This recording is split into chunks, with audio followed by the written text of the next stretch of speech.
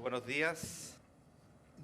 Quisiera partir por agradecer a ICARE por esta invitación a este encuentro tan tradicional y tan importante en un formato distinto, naturalmente, y saludar a todos aquellos que están siguiendo esta transmisión de manera remota. Creo que con toda una buena ocasión para conversar de los desafíos del país. Y quiero partir recordando qué pasó hace un año atrás, cuando me tocó estar en mi primera ENADE. Hace un año, en esta misma instancia, les hablé de la necesidad de levantar la mirada. El país en ese entonces vivía un momento social tremendamente complejo, y el proceso constituyente que hoy día está en plena marcha fue la instancia institucional a través de la cual logramos encauzábamos esa crisis. Levantar la mirada entonces era una invitación a no dejarnos llevar solo por el cortoplacismo de la violencia que nos invadía, sino también a reflexionar un sueño país respecto a cómo construir una hoja de ruta económica y social compartida, con la confianza de que Chile podía y debía avanzar hacia un nuevo ciclo de crecimiento y de bienestar. Esa era la invitación. Sigo creyendo que esa es una necesidad imperiosa y que es posible. Pese a todo lo que nos ha tocado vivir en el último año, nuestro país tiene la oportunidad de sobreponerse, como siempre lo ha hecho, y avanzar hacia un desarrollo más inclusivo y robusto. Necesitamos fijar en el horizonte un puerto de llegada, mirando a 20 años plazo, con estaciones intermedias, creíbles, que den cuenta de estos avances de cara a la ciudadanía. Es decir, un recorrido sin promesas mágicas ni saltas al vacío, sin humo. En definitiva, asumir un reformismo decidido, pero gradual. ¿Y por qué esa hoja de ruta de la que hablamos hace un año sigue aún vigente, quizás más vigente que nunca? Porque la pandemia ha impactado, es obvio decirlo, severamente nuestro bienestar, pero también nos ha velado la importancia de la palabra crecimiento, que se valora cuando se pierde. Parte de los problemas que hemos experimentado como país, estoy convencido, tienen que ver con una caída estructural ya de largos años, incluso creciendo cerca de cero en términos per cápita en materia de nuestro crecimiento. Este año, es cierto, proyectamos un crecimiento en torno al 5%, no sin incertidumbres de por medio. Tenemos también un presupuesto extraordinario que apoya en esa dirección y una serie de políticas que hemos desplegado y seguiremos desplegando para minimizar el impacto de la crisis. Con todo, hay que hablar con honestidad. Nos tomará al menos 2 años recuperar lo perdido. La palabra crecimiento entonces debe estar en el centro de nuestro léxico. Seamos honestos, sin crecimiento las reformas sociales que Chile necesita no son posibles. Y sin reformas sociales, también hay que decirlo con claridad, ese crecimiento que necesitamos también se ve comprometido por un tema de expectativas, por un tema de legitimidad, de cohesión social, y porque no estaremos sacando lo mejor de nuestro talento. Este talento que está homogéneamente repartido, pero que requiere oportunidades verdaderas para poder desplegarse. No quiero hacer acá un largo catastro, una lista de qué se requiere para retomar el crecimiento, pero sí quisiera detenerme en un punto que me parece central. Retomar una senda de progreso como la que Chile merece, como la que Chile necesita, solo es posible recuperando la confianza que se ha habilitado en tantas áreas. La confianza, sobra decirlo, se basa en el cumplimiento de una expectativa recíproca. La desconfianza emerge, en cambio, cuando esa expectativa recíproca se ve desafectada, en todo orden de cosas, en lo social, en las oportunidades, en lo que se espera de las empresas o de la acción del Estado. Eso puede explicar, en parte, la aparente paradoja entre un Chile que ha progresado como nunca en su historia y el malestar del que hemos sido testigos en los últimos meses, en el último tiempo. En el desafío que Chile tiene por delante, la clave entonces es poder recomponer las expectativas para la confianza. Levantar la mirada, esa es la invitación nuevamente. Alejarse de los saltos al vacío o refundaciones, de los atajos, de los personalismos que ofrecen el paraíso, pero solo construyen el infierno. Esa confianza supone actuar también en base a reglas, a instituciones, que son los mecanismos de coordinación básicos de nuestro actuar, y la fuente de certezas para la toma de decisiones. Por eso es crucial honrar esas reglas, siempre. El desafío de Chile supone también liderazgos potentes para denunciar y combatir la inmediatez del populismo que asoma. Y que quiero decirlo con mucha fuerza, es el principal riesgo para generar confianzas y para acometer los importantísimos desafíos que tenemos por delante como país. Solo 2 meses después de esa nave, que fue en enero del año pasado, el escenario nos cambió por completo. La pandemia golpeó al mundo y a nuestro país, trayendo consigo incertidumbre y una necesidad de enfrentar una crisis sin precedentes de manera inmediata. Reaccionamos y cambiamos la mirada de largo plazo, esa reflexión sobre una hoja de ruta, por la necesidad de respuestas de carácter urgente. Nuestro trabajo en el gobierno, y el mío como ministro de Hacienda, se ha visto marcado por la necesidad de responder a las demandas de apoyo en todos los planos, en todos los niveles, a nivel de las familias, de los trabajadores, de las pymes, de las empresas en general. Los sanitarios también, que necesitan financiamiento. Y no cabía más que hacernos cargo, y vaya que lo hemos hecho. En 2020, por ejemplo, el Ministerio de Hacienda desplegó más de 50 medidas de apoyo económico y social en distintos flancos, al tiempo que nos tocó aprobar más de 28 leyes en el Congreso, una cifra inédita, histórica para un periodo legislativo. Estresamos al máximo la capacidad de nuestro Estado, golpeado también por los efectos de la pandemia. Trabajamos sin descanso, tuvimos aciertos y errores propios de cualquier obra humana, particularmente cuando se toman decisiones bajo incertidumbre y máxima urgencia. Recurrimos a nuestros ahorros y también nos endeudamos fuertemente. Lo hicimos por el equivalente de más de 500.000 pesos por cada chileno. En 2020, déjenme decirles, si el Estado recibió 100, gastamos casi 150. El resultado, un déficit fiscal de 8,2% del PIB, el más alto en 40 años, pero era lo que correspondía hacer a situaciones extraordinarias, medidas extraordinarias. Y quiero decir con claridad que este esfuerzo fiscal pudimos abordarlo gracias a que como país, bajo gobiernos de distintos signos, fuimos capaces de construir una institucionalidad fiscal robusta. Ella nos permitió acumular ahorros que fueron valiosos en momentos como este y también endeudarnos en condiciones convenientes. No muchos países pueden decir lo mismo. Y entonces la lección es clara. Hay que seguir robusteciendo esa institucionalidad en lugar de debilitarla, como tantas voces plantearon luego el 18 de octubre.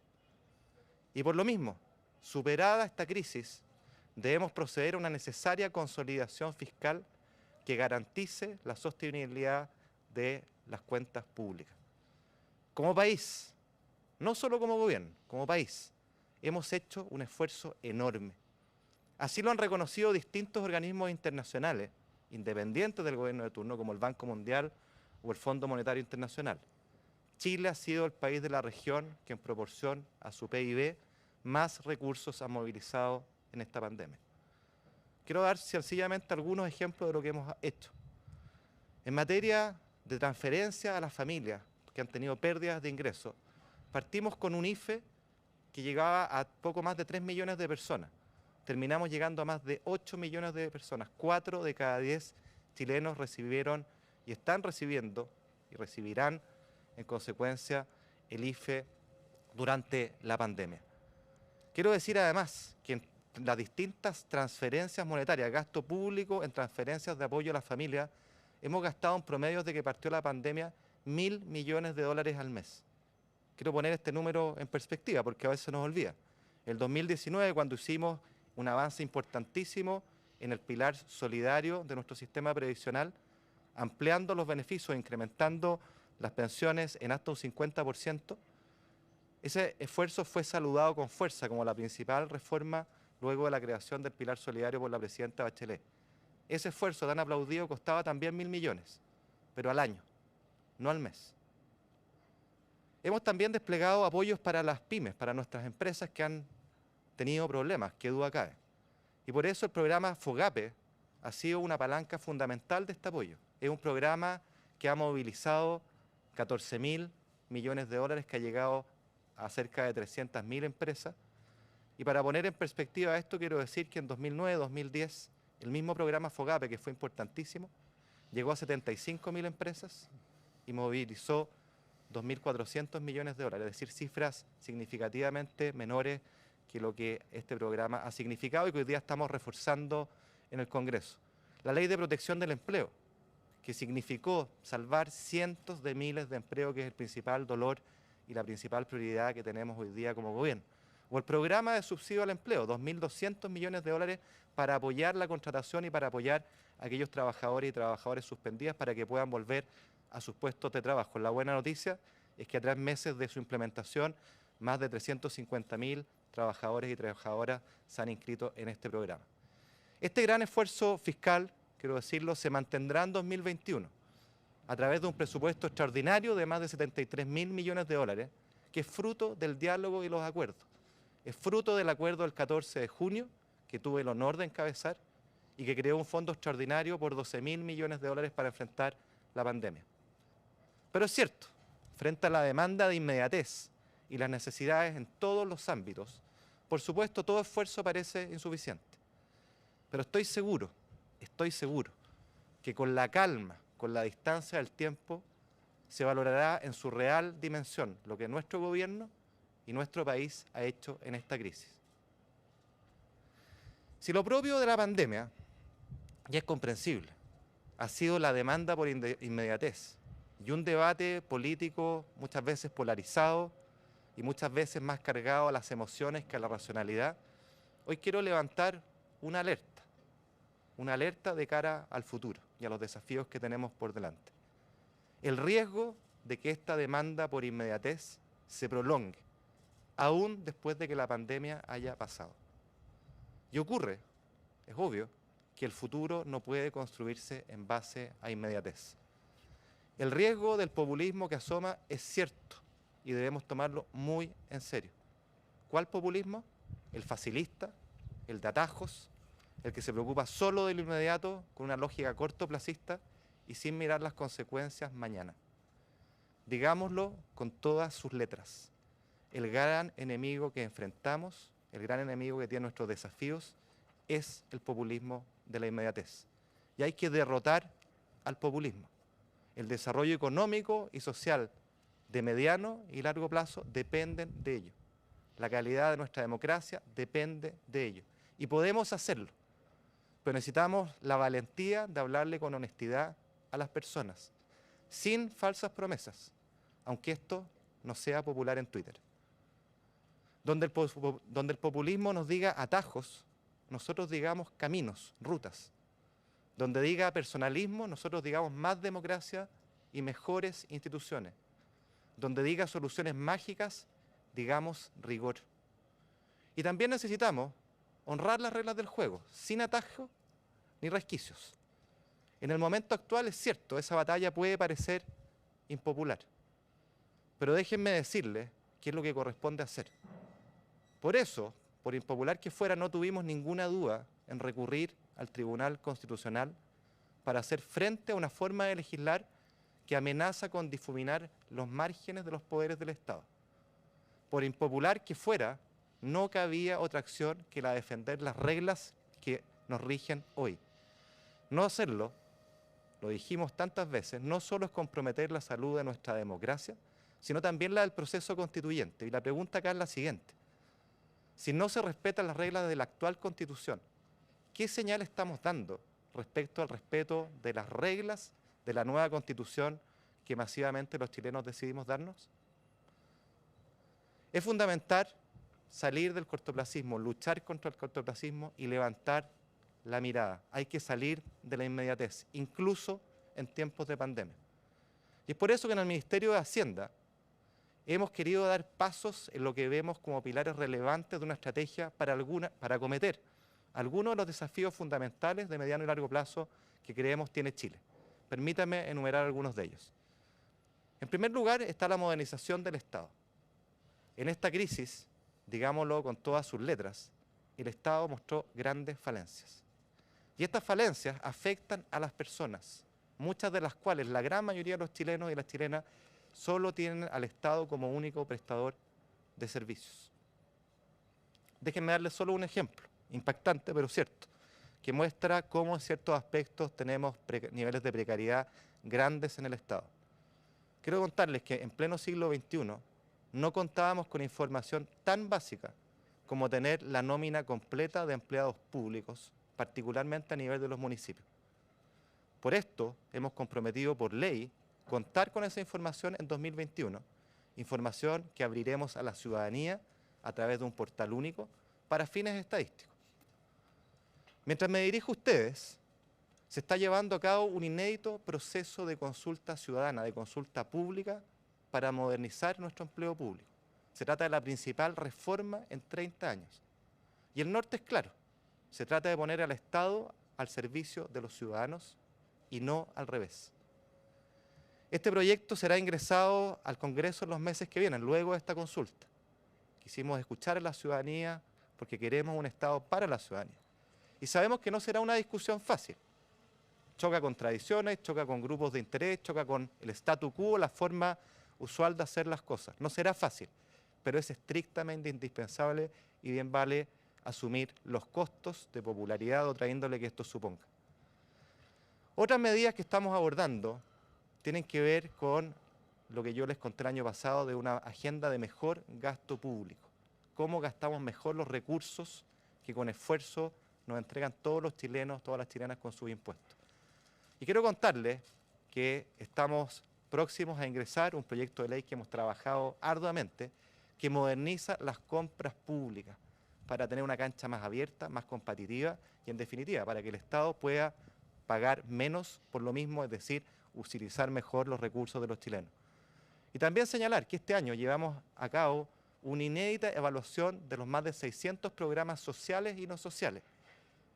Una evaluación omnicomprensiva que nos permitió refocalizar recursos, redestinarlos a las áreas que más lo requerían, particularmente en este presupuesto 2021.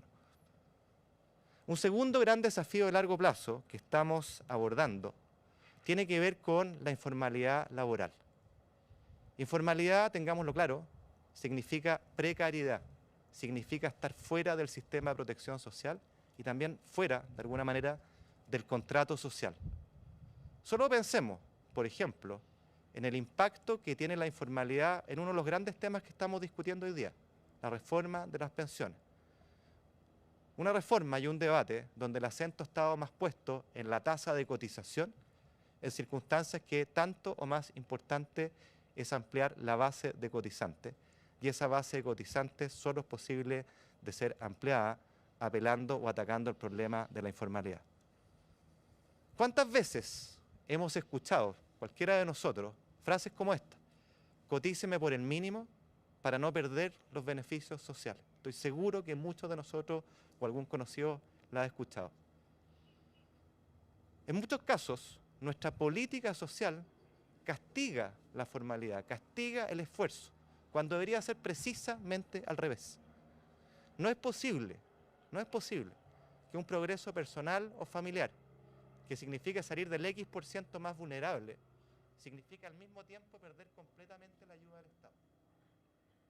Necesitamos una política social que proteja y dé seguridades, pero que incentive el trabajo y la formalización, y no al revés.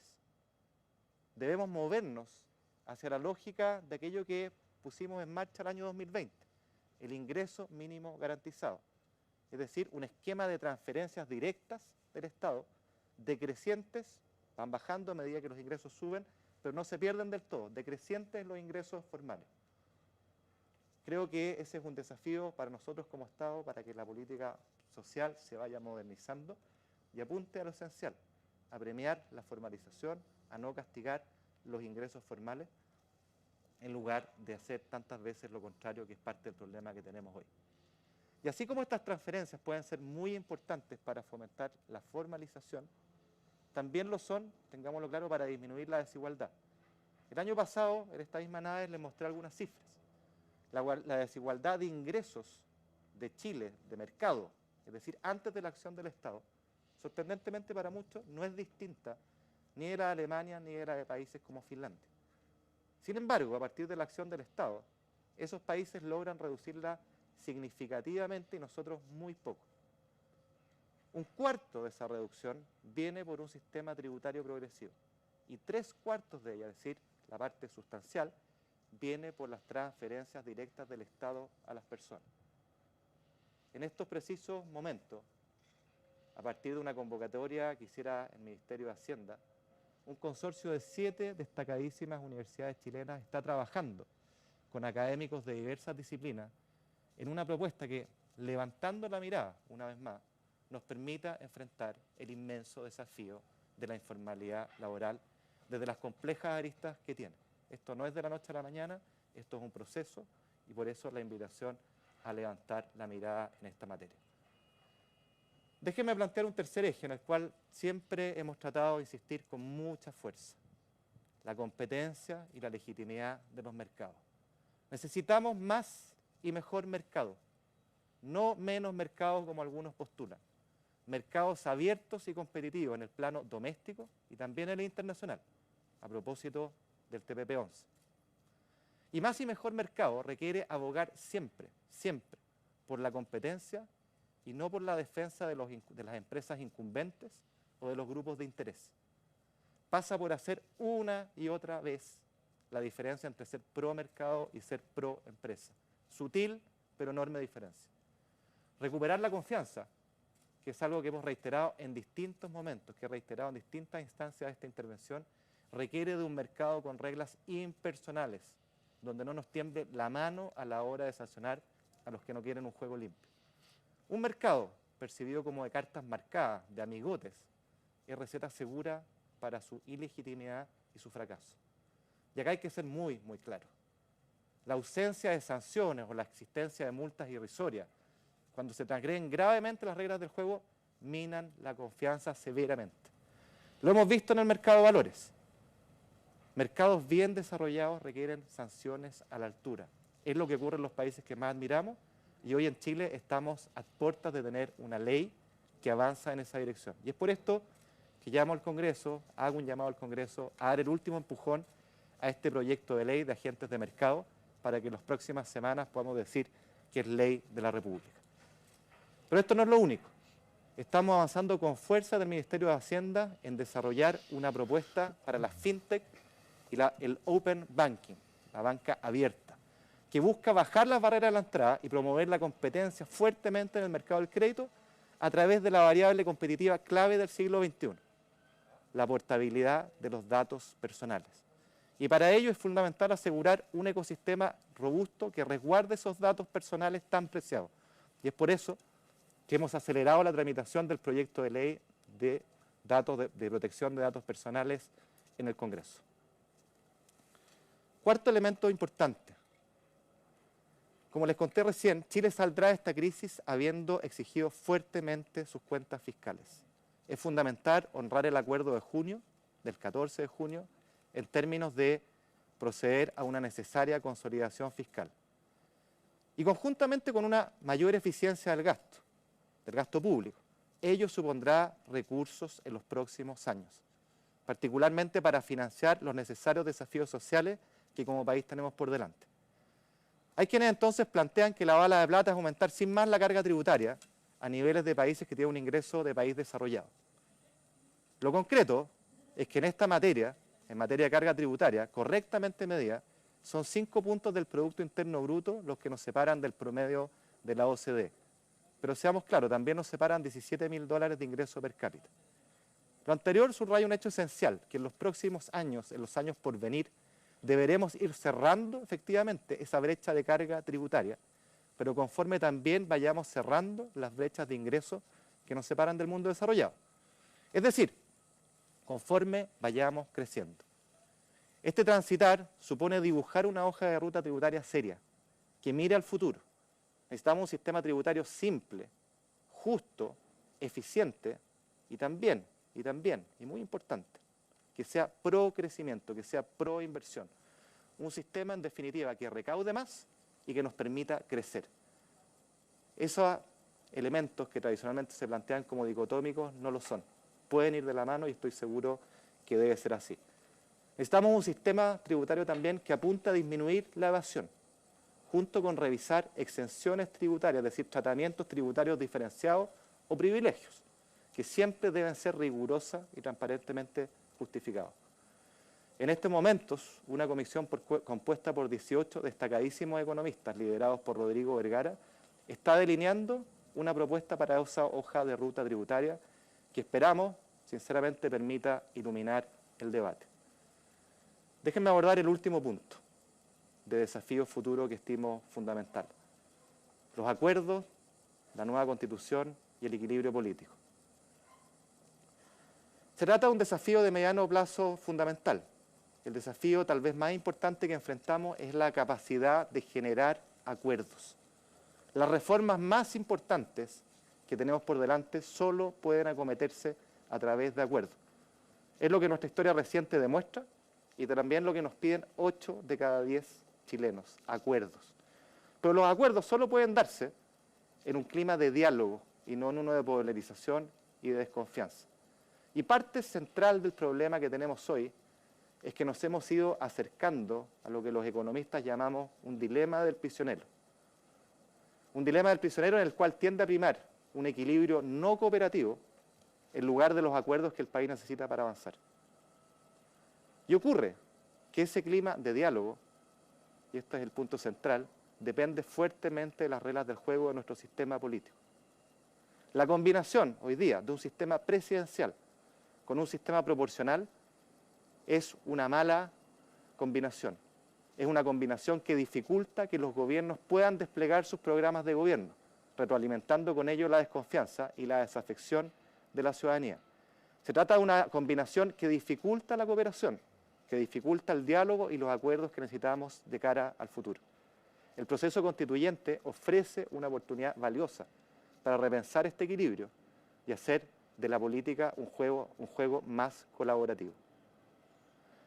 Al finalizar estas palabras, quiero dar una luz de optimismo y también hacerles una invitación. Hoy el mundo mira a Chile y lo hace con una mirada más optimista de la que nosotros muchas veces tenemos internamente. Desde afuera se reconoce el manejo económico de esta crisis y se destacan los acuerdos alcanzados para enfrentarla. Se ve también al proceso constituyente como una oportunidad, no exenta de incertidumbres, pero una oportunidad. Nuestra historia reciente, muy importante nuestra historia reciente nos muestra que hemos sido capaces de realizar grandes cambios. A veces lo olvidamos, pero hemos hecho grandes cambios. Y hoy nos enfrentamos a nuevos y mayores desafíos en lo social, en lo económico y en lo político. Estos cambios difíciles, fundamentales, requieren hacer las tareas en lugar de apostar a soluciones mágicas o al gatopardismo de hacer cambios para que nada cambie. Y en esto quiero volver a insistir. El populismo de la inmediatez es un riesgo y el populismo de la inmediatez no conversa con los cambios estructurales que Chile necesita. No conversa porque las reformas más relevantes para ser exitosas requieren ser ambiciosas pero graduales. No conversa porque el populismo de la inmediatez es la receta más segura para destruir la confianza que necesitamos. Lo hace por la vía de sembrar expectativas que no se pueden honrar. No permitamos que acabada la pandemia tengamos un nuevo virus, el de la inmediatez y del populismo. Un virus que nos dé un golpe del que no podamos volver a levantarnos. La inmediatez solo puede estancarnos, cuando no hacernos retroceder. Recuperemos la confianza, siendo honestos con nosotros mismos y con el resto respecto a lo que es posible y lo que no, y en qué horizonte de tiempo. No engañemos a la ciudadanía sembrando expectativas de corto plazo que no se pueden cumplir. Hoy, por eso, a la política y a los empresarios, quiero decirles que los liderazgos se miden en los tiempos difíciles, en los tiempos de definiciones. Se miden en su capacidad de hacer frente a los cantos de sirena y también a romper el statu quo y salir de la trinchera. Atrevámonos a tomar decisiones que sabemos correctas, aunque puedan resultar impopulares o nos generen costos personales de corto plazo. Creo que el camino al desarrollo depende de cada uno de nosotros y creo también que hoy es tiempo de pasar del exigir, tan propio de la pandemia, al proponer. al proponer de cara a los sueños futuros y de cara a la hoja de ruta que tenemos que delinear. Hoy, a 60 años desde que Kennedy pronunciara su célebre frase, me parece que sus palabras se aplican perfectamente al desafío que tenemos por delante. No nos preguntemos qué puede hacer el país por nosotros, sino que preguntémonos qué vamos a hacer nosotros por nuestro país. Y por eso hoy los invito a todos ustedes a preguntarnos qué vamos a hacer cada uno de nosotros por Chile.